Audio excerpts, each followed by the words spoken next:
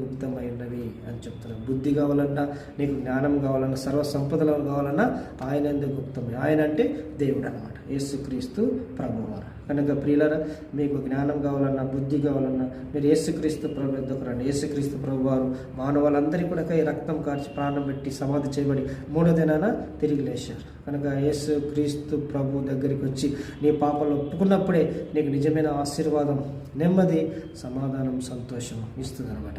మరి అదేవిధంగా మరి నిజమైన జ్ఞానం ఏమిటి అంటే మనం నిజదేవుని ఎరగటమే నిజమైన జ్ఞానం.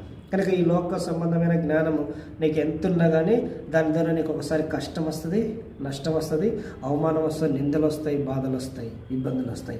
కానీ దైవ జ్ఞానం నువ్వు పొందినప్పుడు అప్పుడు ఎప్పుడు కూడా మరి నీ కష్టాల్లో మరి తర్వాత నీకు నెమ్మదిస్తాడు దేవుడు, నష్టాల్లో నీకు దేవుడు సహాయపడతాడు.